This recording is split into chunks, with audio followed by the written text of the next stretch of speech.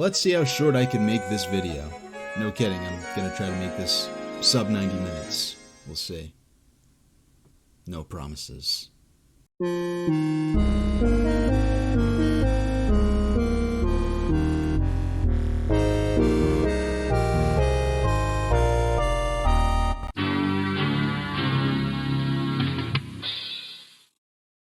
Hi, I'm Super Train Station H, and welcome to Part 3 of Barrier Aggression, my critical analysis of select material from Autism Confidential, the National Council on Severe Autism's podcast series. I'm going to react and respond to people from that organization who publish derisive messages about neurodevelopmentally disabled people, like me, who are recognized in diagnostic literature as having severe and clinically significant impairments as far back as at least 30 years ago. In this podcast episode, the National Council on Severe Autism has a bone to pick with people that were diagnosed with what they'd call non-severe autism. These attitudes coincide with the phenomenon of people that I call autism attack parents and autism attack doctors, who voice disapproval of strangers whose characteristic profiles of autism reflect a need for less extensive supports than their own autistic children or patients. In my last major project related to autism discourse, I reacted to an interview with an autism attack mom named Amber, who was so upset over the existence of autistic people that were relatively higher functioning than her own son, that she seemingly felt justified in saying whatever she wanted to make those people look bad for being able to do things her own son couldn't. As just one example, Amber promoted distrust of high-functioning autistic people by heavily implying that repetitive motor mannerisms known as stims are only legitimately present in what she called the most severe autism cases, meaning people exactly like her own son, and that therefore relatively higher functioning people who formerly might have been diagnosed with the now retired Asperger's syndrome were faking stims in online videos to impersonate true autism and appropriate her son's struggles. Putting an umbrella over all of these things really has sickened me. Like, the DSM V changed, and so now Asperger's is a part of ASD, which it should have never been. Nope. I totally agree with you. Just a little bit socially awkward. I don't think if you're awkward or if you think different or if you can't be in a social room that you have autism. Now you see on TikTok, all these people are like, oh, I'm stimming. This is a stim. And it's not a stim. This isn't a stim. I can show you, Buck, videos of my son stimming where he clenches his whole body and he goes into it. It's like an uncontrollable thing, like an actual seizure. I don't believe that autism should ever been umbrellaed, and I'm sorry. It's really hard to see that all of these kids are making a mockery of what my son. I fact-checked Amber by doing my own research and presenting my source. I didn't visit a neurodiversity blog on Tumblr or the TikTok account of a high-functioning autistic self-advocate. Instead, I visited the website of the Kennedy Krieger Institute, or KKI, a multifaceted establishment that specializes in juvenile disability and whose neurobehavioral unit provides inpatient care for high support needs neurodevelopmental disorder patients who require extremely resource-intensive services and interventions to survive. The Kennedy Krieger Institute's website provided a list of symptoms and characteristics of former Asperger's syndrome, which highlighted disturbances such as stereotyped and repetitive motor mannerisms, including hand and finger flapping, and complex full body movements. Meanwhile, Amber, in spite of being a self-described autism advocate and medical worker, very strongly implied that stimming behavior was only valid in what she considered severe autism. And that means that she was either severely misinformed or severely full of shit and willing to say anything to prevent her own son from being seen as anything other than a universal standard prototype of legitimate autism.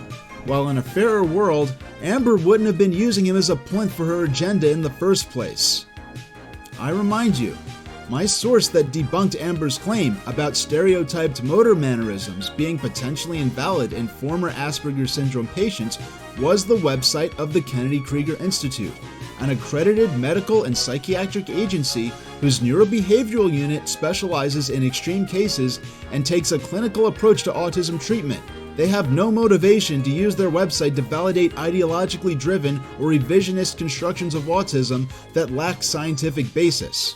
All that is to say, the Kennedy Krieger Institute and its many aspects already made a great impression on me for making available information that respected and validated the experiences of neurodevelopmental disability patients, including ones like me whose support needs, by my own admission, might seem trivial to compare to the ones that KKI deals with in their neurobehavioral unit, though I also have been the recipient of therapies and services of types offered as outpatient services. And if I lived in the operational region of the Kennedy Krieger Institute, I probably would have been through their doors a number of times in my younger life. Now, while previous sections of the NCSA podcast dealt with that organization's non-doctor president, Jill Escher, complaining about a pop culture personality's autism diagnosis and how that person supposedly shouldn't have been allowed to receive one, and the next section of the episode, the director of Kennedy Krieger's neurobehavioral unit, Dr. Lee Wachtel, and her colleague, director of Kennedy Krieger's outpatient psychiatric services, Dr. Carmen Lopez-Arvizu, are going to be joining Jill in the discussion going forward.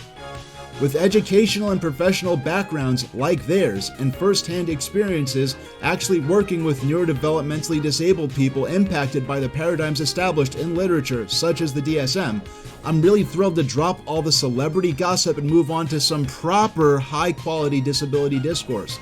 Because even if low support needs, aka high-functioning autism, isn't the focus of their practice, as doctors, these two should still be passively familiar with the fact that what might be called high-functioning autism has been a well-established concept within the professional and scientific understanding of neurodevelopmental disability for many years, many decades at this point, long before the NCSA's much-despised DSM V came into effect in 2013. But unfortunately, it just really bears no semblance to what autism was when it was initially described by Kanner, when it was studied in the 70s by Rudder, and all the research that we have on autism is not what currently people are terming autism. And that does do a disservice to those who have, I guess, more classic or more true forms of autism. I have to agree. So, that's exactly the issue, the classic definition of autism. I don't see a problem with some people identifying their differences or labeling themselves neurodivergent. It's fine. We all have our little quirks and our little differences, and that's fine. However, the use of the word autism, it's taken to the extremes because we need it for policymaking, for accessing services, for accessing education. Oh. Okay, open the door and let's take a swing at the motherfuckers. I'm just going to start off with a little bit of historical perspective. So I follow autism research very, very closely. I've been reading autism research like the hyper geek that I am since 2000, earliest 2000s. But if you go back into the literature, this is not hard to find. I actually enjoy the fact that NCSA President Jill Escher is about to cite what she herself calls historical perspectives on scholarly discussion of autism to highlight how severely this word is supposedly decayed, key word being historical perspectives. Yet, autism in the modern context is such a relatively recent idea that even the oldest of the statements she's about to quote were made within my own lifetime. Now, there's a full century of history to draw from at this point, but this podcast of theirs is only an hour, and I've already been talking about it for over 3 hours, so let's just go with it and focus on our actual point to see if I can keep this video under 90 minutes. 1988, for example, Fred Volkmar, who is a preeminent autism researcher out of Yale, in the New England Journal of Medicine writes a paper about autism, and he calls it a, quote, devastating disorder. Then let's go ahead about 10 more years. And in the Journal of Autism and Developmental Disorders, which is probably the most prominent autism research journal. And the researchers there called autism a complex, devastating disorder. Now let's go ahead another 10 years. And we see it like Joseph Buxbaum, who's out of Sinai, calling autism a devastating neurodevelopmental disorder. But then you go to today. And all of a sudden, there's this quote unquote new understanding of autism as something that's a difference, a condition, and maybe it's a devastating disorder in some cases, but in most cases, it's more like a difference. It's more like something that's not necessarily serious or incapacitating. I mean, I can go on with dozens and dozens of examples to prove that autism was considered a very serious and often devastating developmental disorder. So let's fast forward. Here we are today, and we're in this mess where this one word is supposed to do so much heavy lifting that it means, kids like mine who are nonverbal and have capacities of maybe toddlers or preschoolers, to somebody who is a PhD, to somebody who is a doctor, to somebody who is a lawyer, right? To somebody for whom autism is a challenge, right? But not really a developmental disorder or neurodevelopmental disorder. Jill's observation here might have a bit more to it worth considering than some within online neurodiversity circles might want to admit. However, I think Jill is using these historical statements about autism as though to imply that autism was known prior to the DSM V's release in 2013 to strictly concern only people that the NCSA would consider severe cases. And as some might say, that's not correct. Not only is that not correct, but revisionist histories of that tone have been used to justify a false narrative that high-functioning autism is some postmodern alibi concocted to let overprivileged white teens arbitrarily claim to be disabled on Tumblr and TikTok without scientific or medical basis. Being a so-called high-functioning autistic person myself, you could clearly see from these photographs of me that I am not a white teenager. Wait, who the hell is that guy? That's not me. I don't even know anyone like that. Why is his snout so short? Where's his ears? This isn't funny, man. What the hell? Okay, that's better. Yeah, as you can see, I'm not even white. And aside from that, there were people diagnosed with autistic disorder, as it was known back in the 70s and 80s, who might be considered higher functioning or non-severe cases by today's standards. Yet we now have non-autistic people telling autistic people that they are trespassing into spaces meant only for those with extensive support needs, simply because they described themselves as autistic, which is what they were literally diagnosed with. For those who still think the idea of high-functioning autism is a postmodern alibi, an invention made for non-disabled teens to falsely claim disability, here's an altered clip from a different podcast which attacks that very notion. I've met a lot of adults with autism who are now in their, I'd say, 40s, 50s, even in their 60s. There aren't many of them. You're a very vanishingly small population. But I've met a lot of very, very high-functioning adults who were diagnosed, back in the day when we were told only people who were diagnosed with autism, were the most severe cases. And unless they emphatically, that's not correct. I mean, Temple Grandin was not a very severe case. You're not a very severe case. Jonathan Mitchell's not a very severe case.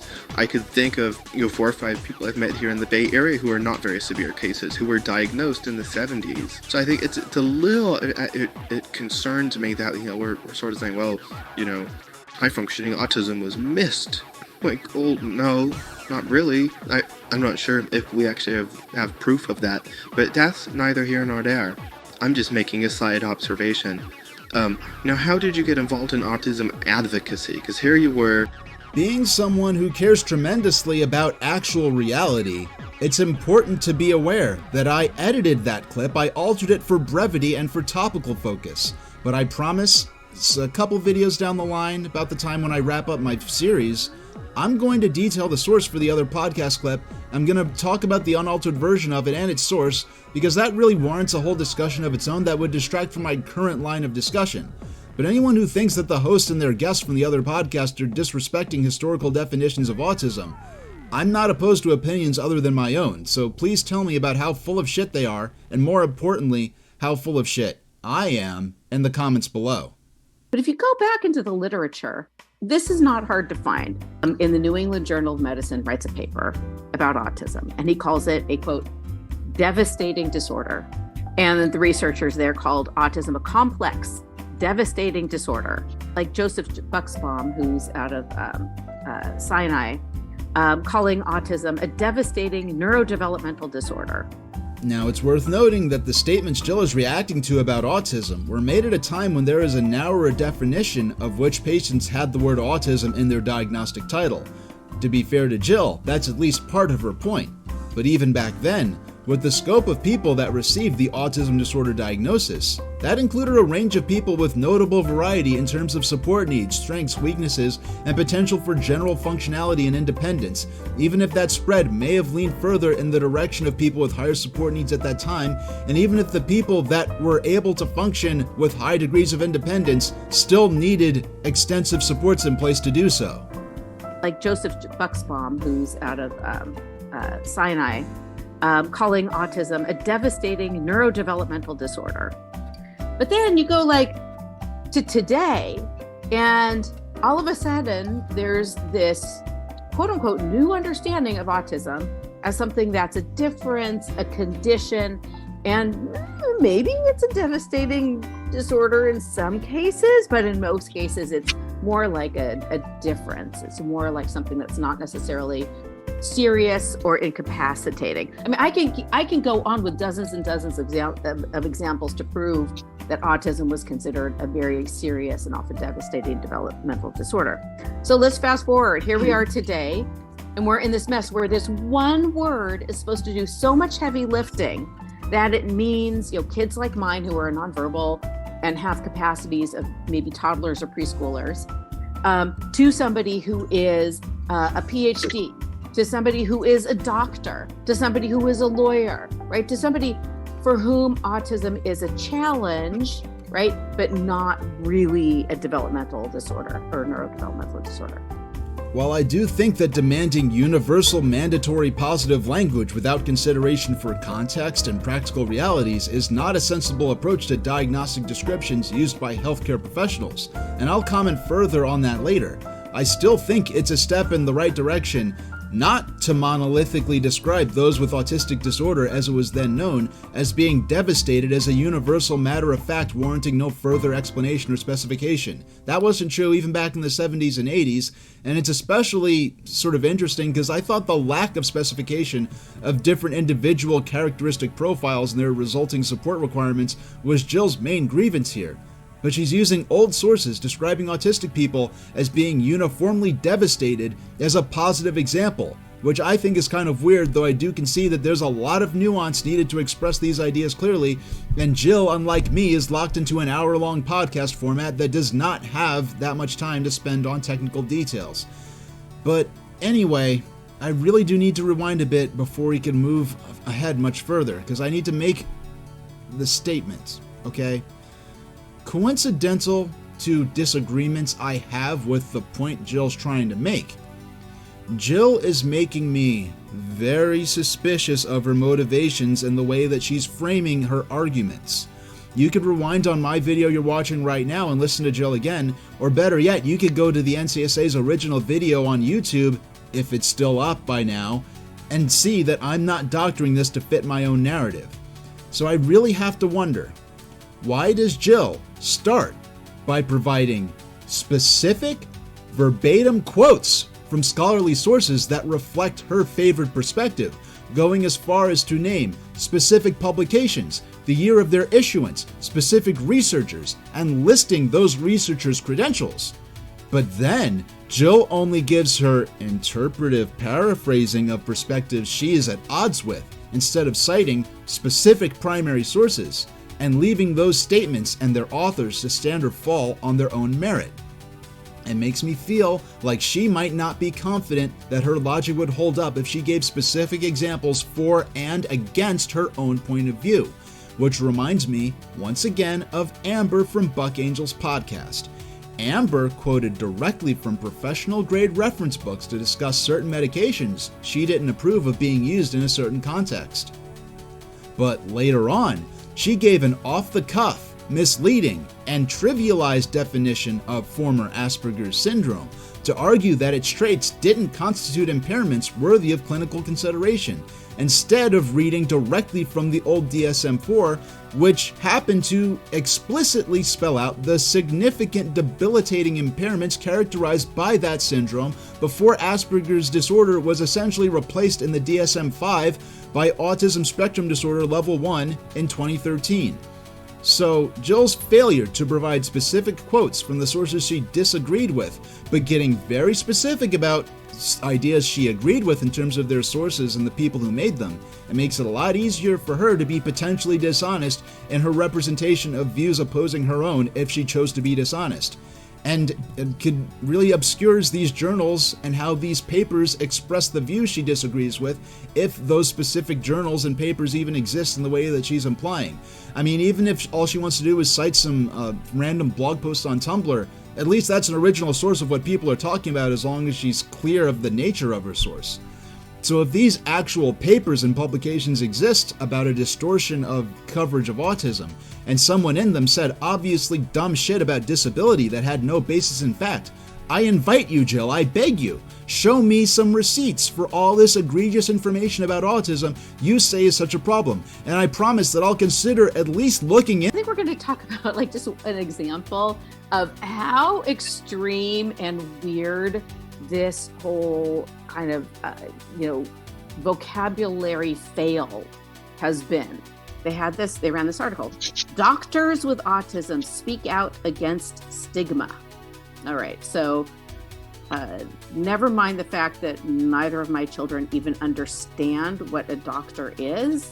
But, they use doctors with autism. And here we are told... No, Jill, who I'm pretending just interrupted me. That article's not extreme and weird. You are, because you're the president of a national not-for-profit autism advocacy group, but you have a stick up your ass over an article about clinically diagnosed autistic people speaking out against workplace discrimination concerning their disability status.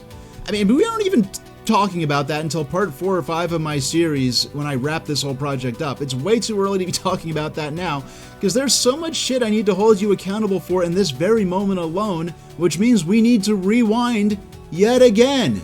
I mean, I can go on with dozens and dozens of examples to prove that autism was considered a very serious and often devastating developmental disorder. So let's fast forward. Here we are today. And we're in this mess where this one word is supposed to do so much heavy lifting that it means, kids like mine who are nonverbal and have capacities of maybe toddlers or preschoolers, to somebody who is a PhD, to somebody who is a doctor, to somebody who is a lawyer, right? To somebody for whom autism is a challenge, right? But not really a developmental disorder or neurodevelopmental disorder. So what Jill just uttered there is her boilerplate copy-paste talking point, not just to discredit the notion of high-functioning autism, not just to challenge the scientifically accepted principle of autism as a spectrum disorder, but to challenge autistic people, other than those like her children, from describing themselves as autistic without her express written or spoken permission. This is her opening chess move when she's spreading her message in environments of her friends, who will not question her, and to hosts of non-autism related shows who trust her as an autism expert. But that shit won't work on me, and as we'll see later, it definitely won't work on doctors who are independent of the NCSA's agenda. One word is supposed to do so much heavy lifting that it means, kids like mine who are nonverbal and have capacities of maybe toddlers or preschoolers, to somebody who is a PhD, to somebody who is a doctor, to somebody who is a lawyer, right? To somebody for whom autism is a challenge, right? But not really a developmental disorder or neurodevelopmental disorder. Jill Escher, who is not a fucking doctor, has zero credibility in using her position of perceived trustworthiness as the president of a so-called Autism Advocacy Council that she started herself to attempt to strip autism spectrum disorder patients other than her own children of the fact that they are, as a clinical matter of fact, people who have been observed to be dealing with neurodevelopmental disorders. I may not be a doctor either, but I don't need to be a doctor to say that, just because it happens to be an obvious concrete fact of actual reality. In the same way that I don't need to be a meteorologist to say that the sky is blue on a sunny day. And Jill Escher hypothetically helping to found an organization called the National Council on Earth's Weather doesn't give her the authority to declare that the sky is neon green because that's her personal opinion. Autism Spectrum Disorder is a neurodevelopmental disorder in the DSM V, which was activated in 2013. ASD's most direct parallel diagnosis in terms of nomenclature in the old DSM-IV of 1994 was autistic disorder, which was listed under the subheading of what were then described as pervasive developmental disorders, alongside Rett's disorder, childhood disintegrative disorder, Asperger's disorder, and pervasive developmental disorder not otherwise specified, also known as PPD-NOS. Rett syndrome, as I understand, was actually removed entirely due to biological distinguishing factors that were later discovered, but the DSM-V diagnostic criteria for autism spectrum disorder includes explicit instructions that those with an established diagnosis of autistic disorder, Asperger's disorder, or pervasive developmental disorder not otherwise specified should be given the diagnosis of ASD. And that's why people like me are clinically defined as being autistic, and why our experiences, which can at least be partially pathologically contextualized as actual suffering, fall under what are known as neurodevelopmental disorders, a fact which is not subject to the personal opinion of Jill Escher, whose role as president of a partially self-created organization with no medical or scientific authority certainly does not extend so far as to enable her to retract the autism diagnoses of people she's never fucking met just because a group amassed a certain amount of social credit for promoting research and policy positions they happen to endorse. Putting an umbrella over all of these things really has sickened me. Like, the DSM-V changed, and so now Asperger's is a part of ASD, which it should have never been. Nope. I totally agree with you. Just a little bit socially awkward. I don't think if you're awkward or if you think different or if you can't be in a social room that you have autism. I don't believe that autism should ever been umbrellaed. And I'm sorry. It's really hard to see that all of these kids are making a mockery of what my son.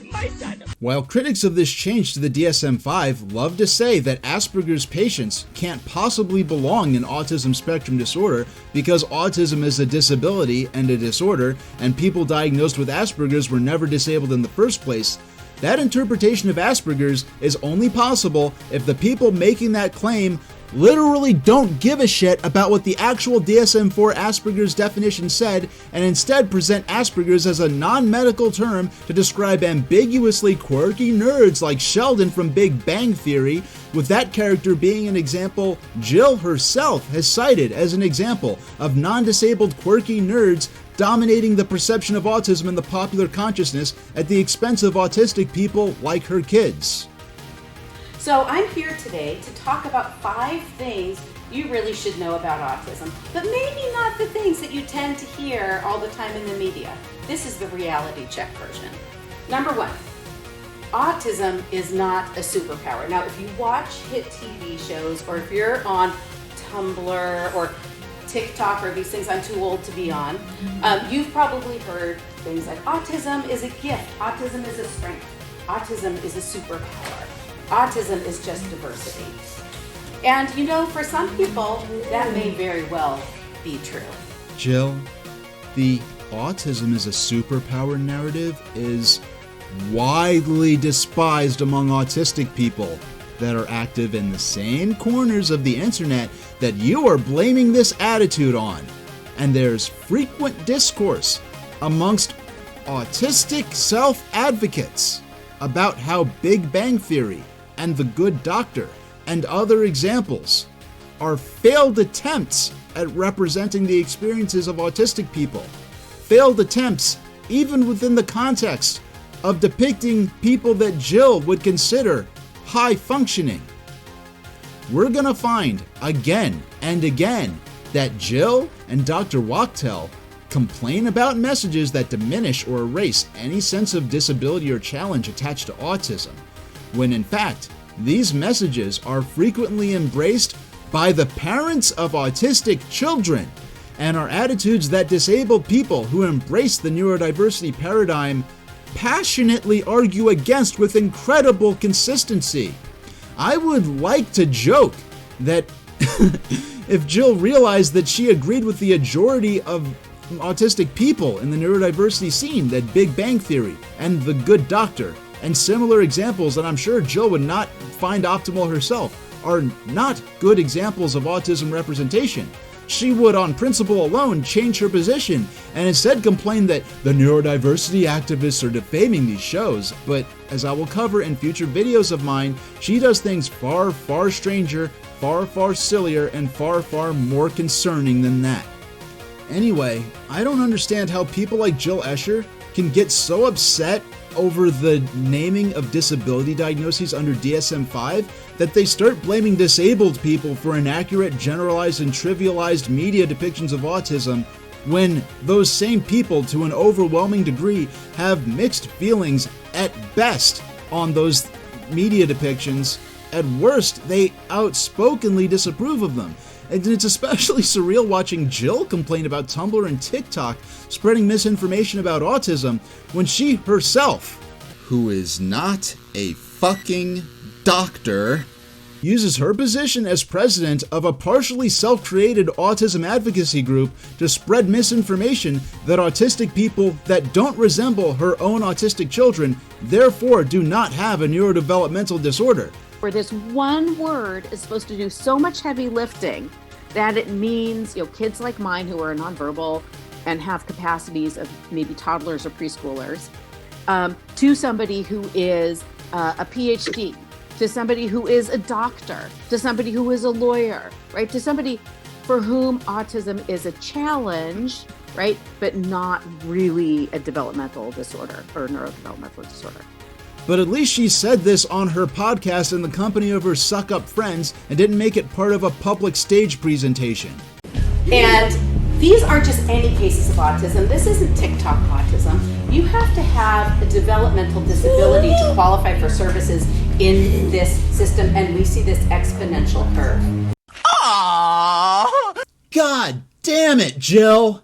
I really can't believe you used a literal high school assembly that paid to have the TED brand attached to it as an opportunity to say incorrect things that have been shown to promote the idea that any autistic person able to use a computer or access social media therefore does not have a neurodevelopmental disability, when neurodevelopmental disability is literally a defining characteristic of their diagnosis. I have quite a bit of evidence that you, Jill, do not believe that yourself. So stop saying things that cause other people like Amber and Christine defame credibility and making those sorts of statements against autistic people that can do things that they think are too normal to allow them to occupy the disability space, or say that only since the DSM V in 2013 were people from the former Asperger's category newly able to claim access to disability services now that they were suddenly autistic under the new watered-down definitions of autism. Like the DSM-5 changed, and so now Asperger's is a part of ASD, which it should have never been. Nope, I totally agree with you. I don't believe that autism should ever been umbrellaed, and I'm sorry. It's really hard to see that all of these kids are making a mockery of what my son, and Never. These kids could write on the internet, TikTok, and do all this stuff. My son doesn't understand the use of a computer. My son doesn't understand this. They are neurodifferent. Neurodifferent means you didn't need speech and OT and all kinds of therapies and music therapy, and you didn't need an aide to go to school, and you didn't get pulled out of school to go to an autism school. You actually went to a typical school and you had no support, and you were neurodifferent. Because you don't have a deficit, you have a difference. Because you don't have a deficit, you have a difference. You are neurodifferent. And Abby and people like Abby and Abby's programs were neurodeficit. Abby had 20 years of speech and OT and other services just to be able to talk like a neurodifferent person already can. As for the situation I find myself in while filming this video, based on my experiences with past critics of high-functioning autism and critics of the DSM-5, I can guess that some watching this may want to challenge me and ask, H, are you just defending the DSM V because you want to protect your ability to claim the identity of being an autistic person? Well, in response to that hypothetical question, I would respond with 2 in return. Question 1. In what way have I defended the DSM-5 by explaining this? And question 2. Whether the DSM-5 aced this construction of neurodevelopmental disability like Ayrton Senna at the '93 European Grand Prix, or fucked it up like Charlie Brown in the National Elimination Spelling Bee, why should people like me, as end-level patients, need to respond to accusations of us having incorrectly appropriated disability terminology, and also need to respond to rejections of the legitimacy of our own actual life experiences made by people who have never fucking met us, in which they say that our disabilities, which can demand extensive support and therapy, including actual hospitalization in some cases, are mere personality quirks, in which they say that our demands to be free of educational and employment discrimination are extreme and weird propaganda messages that somehow reflect bias committed by us against those that they call true autistic people, all when they, in the case of the NCSA, are not even an accredited medical or psychiatric institution.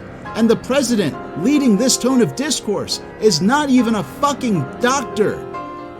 And what I find disturbing is that the NCSA and other critics of the DSM-5 construction of the neurodevelopmental disorder subheading of diagnoses have distorted what could be an actual useful discussion on opportunities and improved clarity in administrative terms into an ideological crusade in which we, as literal autistic people, are somehow cast as the enemies of their children. Strong adaptive abilities, but have kind of social quirks, are in the same category, the same diagnostic category as my kids who are nonverbal and function like at a preschool level. And like, that's a problem. It's absurd. It's not just a problem. I mean, it's violently absurd. I won't mention names, but there are those quote unquote autistic doctors. Of course, I don't see a speck of autism in these people, but whatever. Who have been antagonistic towards those who speak out on behalf of the severely affected. Kind of saying that we're not treating them with dignity, we're not treating them with respect, we're disparaging them, when all we're doing is communicating their reality. Like, it's inherently awful. Like, their existence is inherently awful to these people.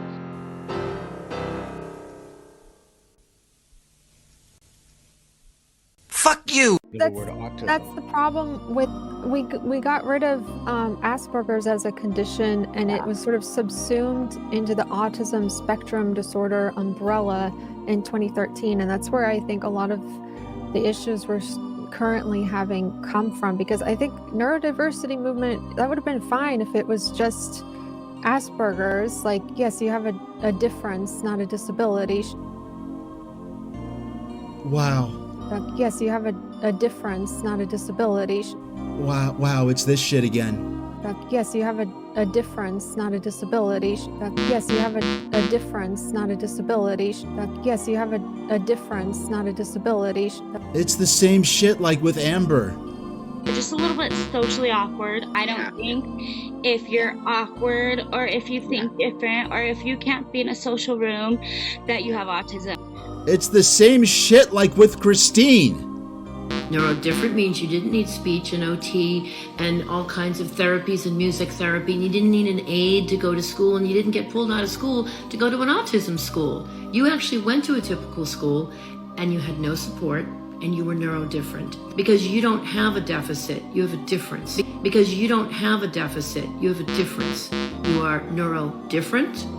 And Abby and people like Abby and Abby's programs were neurodeficit. Abby had 20 years of speech and OT and other services just to be able to talk like a neurodifferent person already can. I swear, even in the context of doing research for my own videos, I did not go out of my way looking for footage of misguided and or stupid people claiming to defend the struggles of the disabled by gatekeeping former and theoretical Asperger's patients from describing themselves in line with their official current terminology as autistic people.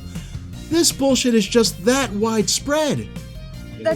That's the problem with we got rid of Asperger's as a condition, and it was sort of subsumed into the Autism Spectrum Disorder umbrella in 2013, and that's where I think a lot of the issues we're currently having come from, because I think neurodiversity movement, that would have been fine if it was just Asperger's, like, yes, you have a difference, not a disability. Somehow, these people actually think that the old Asperger's diagnosis was just some toothless category with no element of disability to it? Like a literal ghetto diagnosis that was made to, I guess, sequester perfectly functional people, those quirky nerds. Put them out in the corner so the doctors and therapists could focus on the real disabled people who actually needed disability supports.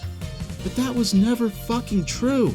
Neurodiversity movement, that would have been fine if it was just Asperger's, like, yes, you have a difference, not a disability. The literal textbook definitions of former Asperger's described it as a severe and sustained clinically significant impairment and a disturbance that must cause impairment in social, occupational, and other important areas of functioning to be assigned to a patient. That was over 30 years ago, and somehow these assholes want to hold these same people in contempt for being present within the disability community they were already part of, and for accessing disability supports and services they already had access to, because they don't like the name that their diagnostic category has now had for over a decade. Fuck you! In the past, I've gotten pushback for reading the DSM description of Asperger's syndrome to refute the claims of those skeptical of high-functioning autism. And somehow I've been told that by reading directly from the DSM itself, that I'm cherry-picking details of an obsolete diagnostic manual. I mean, it was written prior to decades worth of newer research and science that followed. But when people say that the grouping of Asperger's and PPD-NOS into the DSM-5 as Autism Spectrum Disorder was a huge mistake, that they need to bring back Asperger's to keep all those perfectly functional, quirky nerds from polluting the weight of the autism diagnosis, which was meant for those who were really disabled and, according to Jill Escher, truly suffering. That is very specifically what they're asking to be reinstated. What they're asking to be reinstated by bringing back Asperger's as it existed in DSM-4 is a formal diagnostic description from an internationally recognized agency which would establish Asperger's as a severe and sustained clinically significant impairment, when their whole point is that Asperger's was so trivial as that it possibly couldn't have been a disability in the first place, therefore we needed to bring it back to get all these perfectly functional, quirky nerds out of the way of the real autistic people getting the help they need. These people don't know what they want, and if they got it, they would not know what to do with it and just keep blaming us. Here, kid, have an egg. What do these take? I want these take. I want these take. I want to break you little... And as pissed as I am, one thing I find funny is when they make it out like the DSM committee of the APA merged Asperger's and PPD-NOS into the new Autism Spectrum Disorder based on, like, I don't know, like a public poll they ran on like TikTok or Tumblr or something to see if us quirky nerds wanted access to a diagnostic title with a greater sense of difficulty attached to it, so that we could adopt a stylish narrative of struggle against persecution. Putting an umbrella over all of these things really has sickened me. Like, the DSM-5 changed, and so now Asperger's is a part of ASD, which it should have never been. Nope, I totally agree with you. That's the problem with we got rid of Asperger's as a condition, and it was sort of subsumed into the Autism Spectrum Disorder umbrella in 2013, and that's where I think a lot of the issues we're currently having come from, because I think neurodiversity movement, that would have been fine if it was just Asperger's, like, yes, you have a difference, not a disability. Meanwhile, rather than seeking for our Asperger's diagnoses to be upgraded to a name with a stronger sense of disability and struggle, the reality is that many of us who had Asperger's diagnoses were doing everything we could to hide the fact of our reliance on disability services, because the stigma of being seen as even mildly disabled was already so strong that it was ruining our social and professional lives. The last thing most of us wanted was to be rebranded with a diagnosis that in the popular consciousness still is restricted to condescending and stereotyping disrespectful tropes that preclude any association with even baseline capability or competence, or even actual human sapience. So yeah, Jill, we're in a fucking mess alright, but it's not the one you think we're in, and it's one that you're specifically responsible for regardless of any decision made by the APA, because you keep making shit up. It's not a mess that we're responsible for describing ourselves in line with our actual official diagnostic language to access services and support that we need, and to make our support requirements clear using universally recognized official terminology. So for the millionth time, even though I think that if I'd somehow ended up doing over a dozen of these videos, people will still think this. But I'm not criticizing you, Jill, because you're questioning the DSM V construction of ASD. I'm criticizing you because you're going as far as you possibly can get away with to legitimize holding end-level patients in contempt because you don't like the name of our clinical diagnoses, which we did not choose for ourselves. So let's fast forward. Here we are today, and we're in this mess where this one word is supposed to do so much heavy lifting that it means, kids like mine who are nonverbal and have capacities of maybe toddlers or preschoolers, to somebody who is a PhD, to somebody who is a doctor, to somebody who is a lawyer, right? To somebody for whom autism is a challenge, right? But not really a developmental disorder or neurodevelopmental disorder. Well, at this point, I think I've established that there's no criteria in the neurodevelopmental disorder summary of the DSM-5 allowing for an individual patient or group of patients to have their status under this diagnostic grouping nullified by the personal preference of a non-doctor who made themselves the president of a private organization that they helped found that is not accredited as a medical or psychiatric agency in any sense that I was able to discover for myself. For example, a diagnosis reflecting neurodevelopmental disability does not mandate that a patient be unable to speak or mandate that they must live in a state of indefinite hospitalization or supervision. Those are examples of Jill Escher arbitrarily imposing the characteristic descriptions of autism displayed by her children and shared by many others, but distorting those into made-up rules of challenges that autistic people are required to have in order to be clinically legitimate. This fundamental fallacy of Jill's is the foundation for all the dumbass shit that she's gonna try to validate throughout her podcast merely through her status as the president of a so-called Autism Council that she herself founded, which is why the 40-minute discussion that's to follow in her podcast is so fantastically broken that it's going to take me 3 or even 4 additional videos, aside from this one, to explain how catastrophically fucked up it is. Because for the last 3 hours of me talking, really that was nothing but me laying groundwork for my analysis.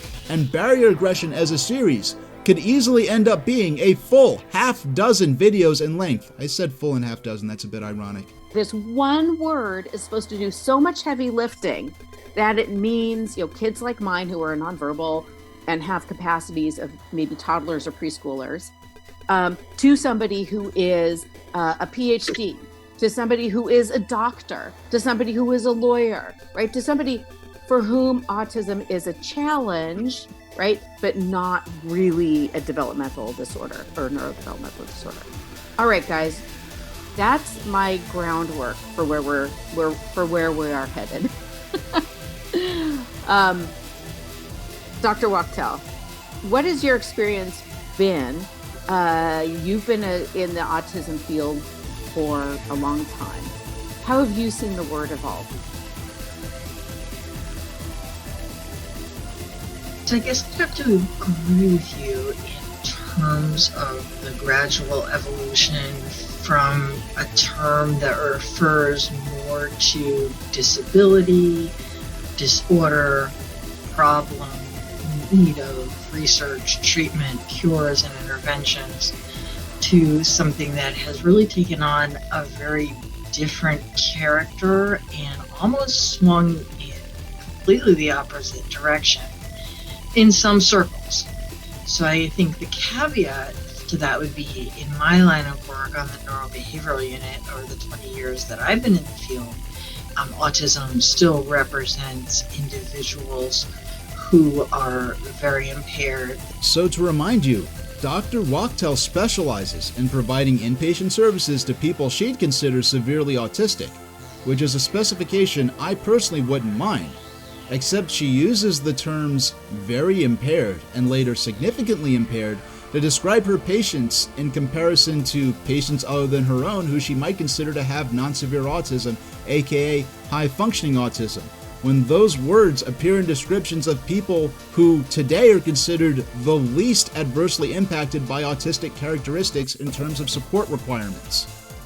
Now, due to the connection that this specific NCSA podcast episode has with Sia, who is an entertainment celebrity, a lot of people are likely to encounter this specific episode of Autism Confidential, people that otherwise would not care about watching disability content of any kind. So it's pretty unlucky that this framing from Dr. Wachtel provides what could easily lead people who don't have any outside context on this issue to misunderstand autism outside of the population that Dr. Wachtel specializes in as lacking impairments with resulting support requirements or clinical legitimacy as disabilities. That's concretely untrue. I will say it again and again. The now obsolete DSM V, which contains the clinical construction of autism that these people seem to prefer over the current DSM V, where Asperger's was kept separate from autistic disorder. Even then, the phrases severe and sustained impairment, severe impairment, disturbance, and clinically significant impairment all appeared in the description of former Asperger's syndrome, even when it was not only a distinct diagnosis from former autism disorder, but also treated as a less severe diagnosis than former autism disorder. Critics of the validity of high-functioning autism often rely on the idea that Asperger's syndrome wasn't a disorder or disability at all, and people assigned that diagnosis weren't eligible for disability services until the DSM-5 senselessly conflated Asperger's, which was simply a description of trivial social quirks, with the real impairments found in autistic disorder, allowing perfectly functional people to suddenly intrude into the disability space and access disability services at the expense of truly disabled people. You know, these people who are so super functional, so super successful, you know, they don't really have, you know, severe social communication problems, because here they are, they're able to, you know, to express very complicated thoughts. You didn't need speech and OT and all kinds of therapies and music therapy, and you didn't need an aide to go to school, and you didn't get pulled out of school to go to an autism school. You actually went to a typical school and you had no support, and you were neurodivergent because you don't have a deficit, you have a difference. Strong adaptive abilities, but have kind of social quirks, are in the same category, the same diagnostic category as my kids who are nonverbal. I don't see a problem with some people identifying their differences or labeling themselves neurodivergent. It's fine. We all have our little quirks and our little differences, and that's fine. However, the use of the word autism, it's taken to the extremes because we need it for policymaking, for accessing services, for accessing education. And these people who are like, oh, I'm neurodivergent. That's why putting an umbrella over all of these things really has sickened me. Like, the DSM-5 changed, and so now Asperger's is a part of ASD, which it should have never been. Nope. I totally agree with you. I don't believe that autism should ever been umbrellaed, and I'm going to get choked up a little bit. I am too, actually. I am. I'm sorry. It's really hard to see that all of these kids are making a mockery of what my son, like when I die, nobody is going to be there. We got rid of Asperger's as a condition, and it was sort of subsumed into the Autism Spectrum Disorder umbrella in 2013. And that's where I think a lot of the issues we're currently having come from, because I think neurodiversity movement, that would have been fine if it was just Asperger's. Like, yes, you have a difference, not a disability. But as we can see from the DSM-IV itself, that's literally fucking fake. Now, there's an old saying, if you tell a lie that's big enough and you tell a lie often enough, eventually people will come to believe it. And I again acknowledge that some might find it dishonest for me to use an obsolete diagnostic manual, an obsolete version of the DSM, to prove my point. But I again remind such critics that the DSM-IV, while out of date, contains the construction of autism disorder and Asperger's syndrome that many critics of the validity of high-functioning autism, including many members and allies of the NCSA, feel is more accurate than the DSM-V, which merged them together. Now, I don't believe that the merging of those diagnoses is something that should be beyond examination or debate. And as far as the APA's decision to do that, I'm not even interested in arguing in favor of it. But it's obvious dogshit tacos that disabled people whose characteristic profiles allowed them to receive diagnoses and support services as far back as 1994 as Asperger's syndrome and PPD-NOS back in the DSM-IV era, are now being treated as politically motivated disability impersonators now that their formal diagnosis since 2013 has had the word autism in it.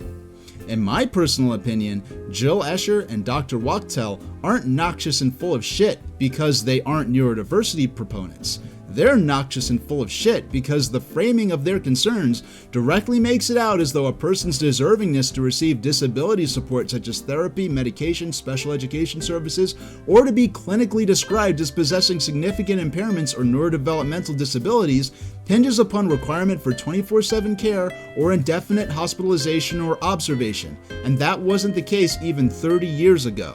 There's a lot of emphasis in this material and beyond this material within what the NCSA has put out about the presence of intellectual delay and language delay being critical for a patient to receive an autism diagnosis that these people would be willing to respect unconditionally. But even pre-DSM-V, absence of spoken language or presence of intellectual delay were not an absolute mandate to receive a pervasive developmental diagnosis, or what would now be called a neurodevelopmental disability, things they say that people like me don't have. These traits appear in people who have diagnoses that have no relation to the autism spectrum at all. It does a disservice to people far beyond the autism spectrum, and I mean, about speech delay specifically, I already mentioned in part 2 how many people who have had speech delay diagnosed during childhood received years of speech therapy and are now able to speak fairly well later in life, now find themselves subject to challenges from disability critics and fake claimers, saying that their ability to speak now proves that therefore they never truly needed speech therapy to begin with and are guilty of stealing resources from real disabled people. You didn't need speech and OT and all kinds of therapies and music therapy, and you didn't need an aide to go to school, and you didn't get pulled out of school to go to an autism school.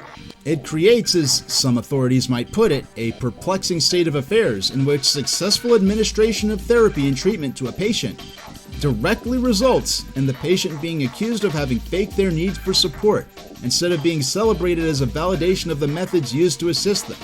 And this is reflected by the fact that certain ABA therapists who work with high support needs, aka lower functioning autistic children, have chosen to take to social media to specifically name and accuse clinically diagnosed autistic adults of not being autistic, because those total strangers, who they've seen only in online videos, don't resemble their own patients, who are not only small children, but whose therapy is still in progress. I'm not going to show footage of the two people I'm talking about to criticize them, because they've since retracted their statements and deleted their videos. But I would wonder, would Jill Escher and the NCSA consider these therapists retracting their public accusations of disability fraud against specific, relatively high-functioning autistic people to be an act of censorship about the truth of autism, enforced by privileged radical partisans who aren't even autistic. I think we are seeing more and more of the ability of some individuals to speak very strongly about their feelings about the diagnosis and the past definitions and past implications, and kind of almost canceling anyone that has a different opinion now that we are in the new, modality of canceling people that we disagree with. Mentioned regarding cancellation, I think that unfortunately what we've seen amongst individuals who would be more on the end of the high functioning autism, who don't have language impairment or intellectual disability, is a sad almost immediate knee-jerk reaction to cancel those on the more severe end of the autism spectrum. And you do not see the reverse. You typically don't see caregivers of those with severe or profound autism who are not capable of engaging these types of discussions, wishing to cancel those on the higher functioning end of the spectrum. Fortunately, amongst a lot of professionals, I think that Carmen and I are probably a lot more willing than others to speak the truth. I could only guess. In my line of work on the neurobehavioral unit over the 20 years that I've been in the field, autism still represents individuals who are very impaired, the vast majority of whom have concomitant intellectual disability, minimal to no language, very significant comorbidities, whether those are psychiatric, medical, genetic, or combined, and who are going to require significant supports for the rest of their life, will never live independently, earn a living wage, run for office, drive a car, do any of those things, and certainly not attend university. Disabled people who, due to their unique manifestations of neurodevelopmental disability, may never be able to do many things that others take for granted, deserve to be visible, they deserve to be understood, and they deserve to be represented not only in disability discussion, but in society in general. However, the landscape Dr. Wachtel is laying out is one in which any experience of disability in which someone may be able to attain certain levels of functionality within the normal world is therefore not disabled and not deserving of a voice within the disability discussion. For some mysterious reason, this sort of attitude fosters distrust and hostility towards disabled people who can engage with those aspects of so-called normal life if they have supports in place. Supports that are harder for them to access when messages like ones put out by the NCSA in this podcast and in other materials they've published cast skepticism over the mere possibility of them being disabled, even if they were fortunate enough to be clinically diagnosed in the first place. Sadly, however, even some people who deserved care, support, and treatment, who were lucky enough to get diagnosed, in spite of that, had the system treat them in such a way that being diagnosed was one of the worst things that could have possibly happened to them. I'm not qualified to speak on behalf of those who endured such experiences, but as for Dr. Wachtel's suboptimal perspective on autistic people she personally considers non-severe cases, I'm not equipped with the endurance to explicate her opinions in one sitting, so you'll hear more from me about her in part 4 of Barrier Aggression. I'll see you all next time, and thank you very much for watching.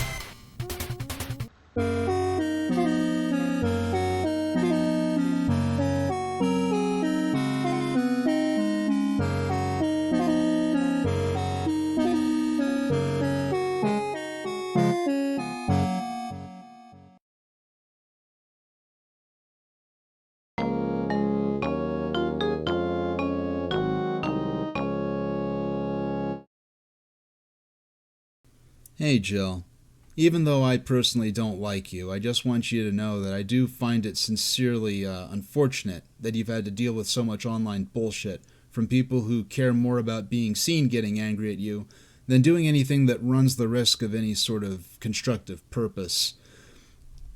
Now, I don't like you, but I do want to provide you with a higher class of criticism than that, even though I am really fucking pissed at you.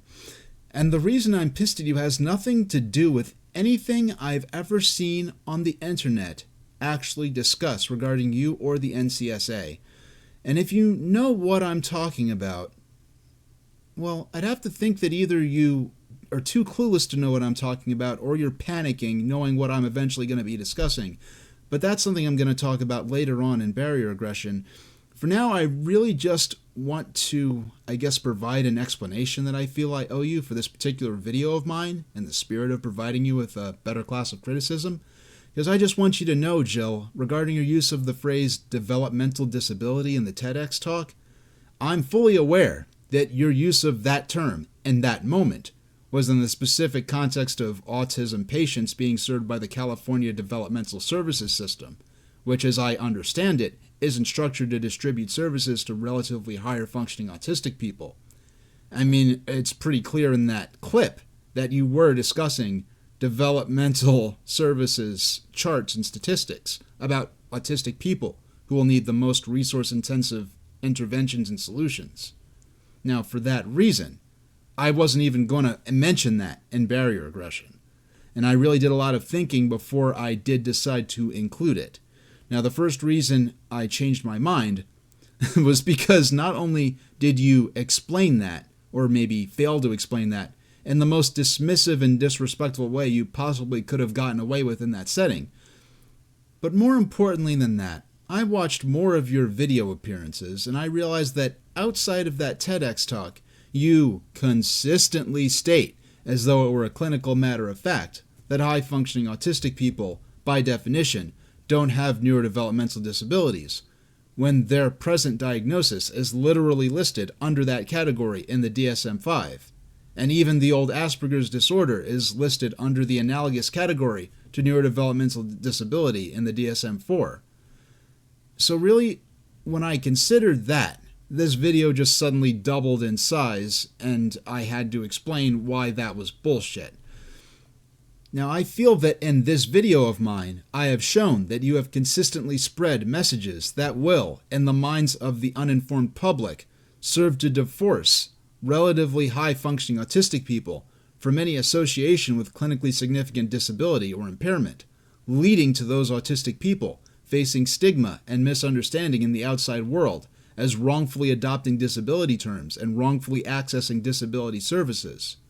But more than that, you keep saying this in ways that can't be obviously linked to the term developmental disability in the specific context of the California Developmental Services System.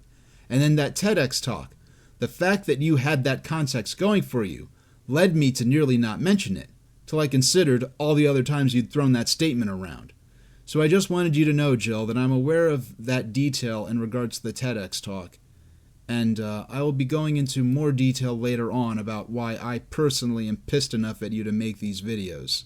Because as far as I'm aware, no one on the internet has discussed this in any way that I'm capable of uncovering, and that fact has fascinated me enough to make these videos. So I'll cut it off there, and I'll see you all next time.